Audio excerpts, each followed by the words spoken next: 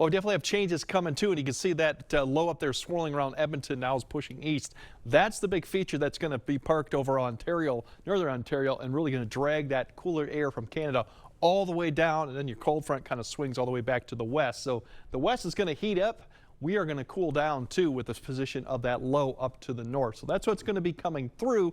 Doesn't have a lot of moisture to work with, but enough that it will produce some showers and thunderstorms. Waking up tomorrow morning, there are some pockets of low clouds, potentially some fog in some of the valleys. It depends on how fast this cloud cover from the west gets here to help that. But it will be dry for most of the morning all the way to noon. There's that complex out to the west that should continue to push closer to Minneapolis, and eventually some of that will get close enough to Eau Claire, but it's probably not until about the 1 to 2 p.m. time frame. It will weaken as it gets closer, but that should come through and north of the area some point about 1 to 3, and then the tail end kind of just fades away as it crosses La Crosse. But we're going to have more development in the afternoon time frame because the front's still out to the west towards Minneapolis, so get closer to the area by about sunset. So by the time 6 p.m. you're starting to see already some scattered showers and thunderstorms developing 6 to 7 p.m. This will continue to push east. One area to note, it looks like a little better coverage just south of I-90 and another area that's along I-94. So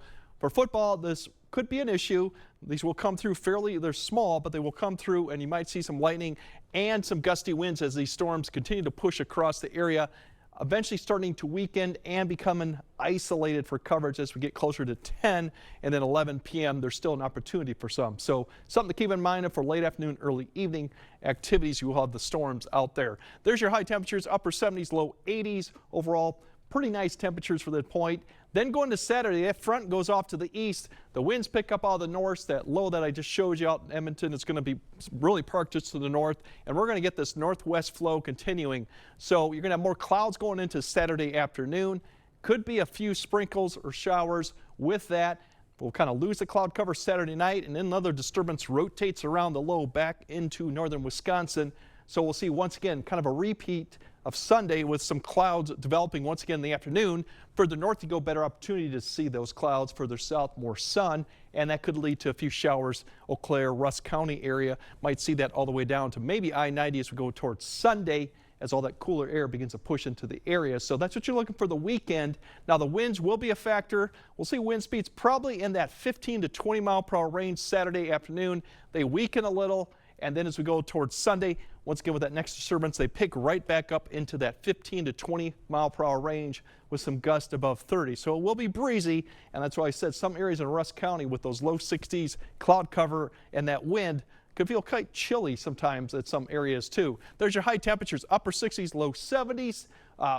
Go to Sunday, we drop it a few degrees, mid 60s to maybe upper 60s. So definitely it's going to be a change. At least it's more like early to even mid-October like conditions too as we go throughout. And Monday, not much change there. Mid to upper 60s, lighter winds on Monday. That'll be the bigger difference too. Not so much wind, but still look at the UP just struggling to get to 60.